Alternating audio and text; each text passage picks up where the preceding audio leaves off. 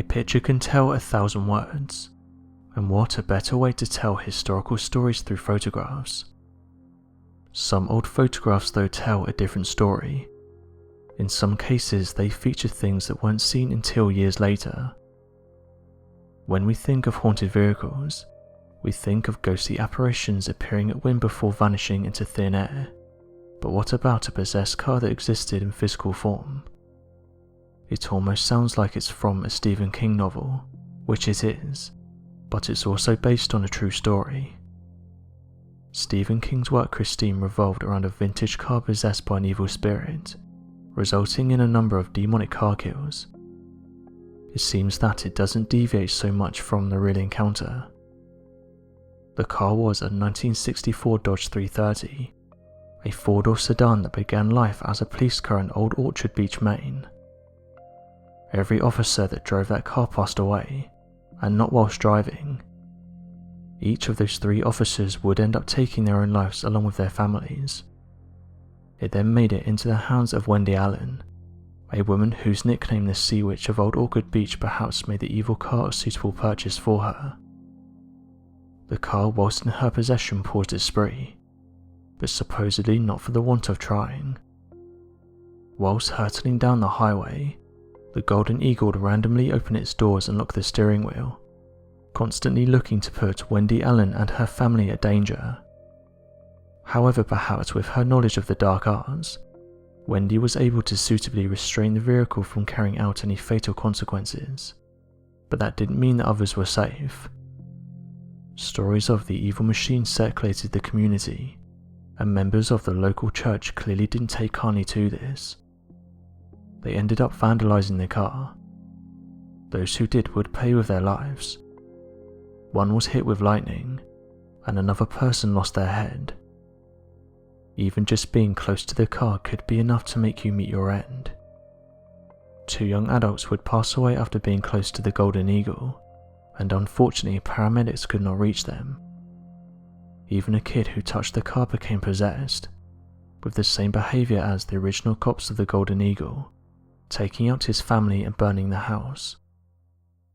It's reported that 14 people were taken out due to this car and its possession. However, a church group stole the car, chopped it up and spread its pieces across various main junkyards.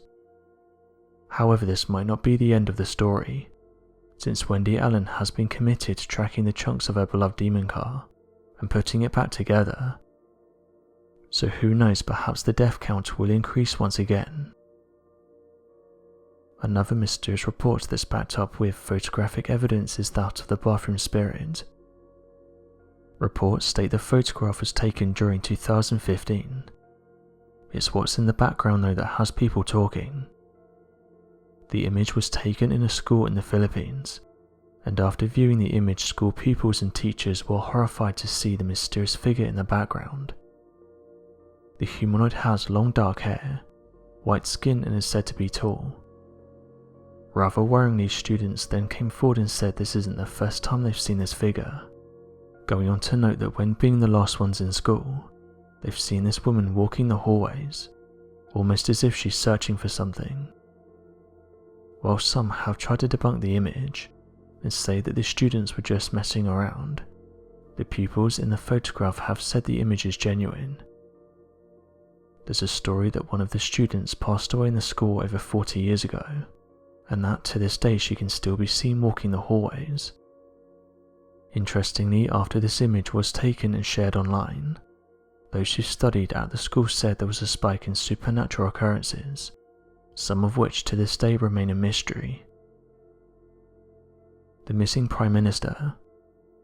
On the 17th of December 1967, Prime Minister of Australia Harold Holt disappeared into the waters near Portsea, Victoria. Widely believed to be merely a swimming accident, various theories began to pile up. This is most likely because Holt's body was never recovered from the waters.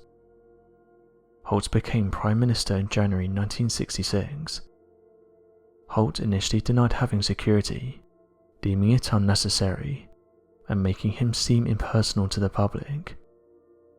After a window of his office was sniped out, and a later assassination attempt was made on the leader of the opposition, he finally agreed to one bodyguard but never took one on any vacations. Speaking of vacations, Holt was an avid outdoorsman.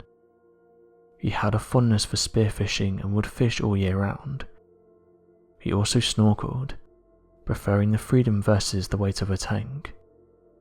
He is described as having incredible powers of endurance underwater. That being the case, however, Holt still had 2 near misses in the water, one which he blamed on a leaking snorkel, and one he blamed on chasing a fish while spearfishing. The morning of his disappearance began normally. Holt awoke early in his vacation house in Portsea, called his wife and stopped at a general store.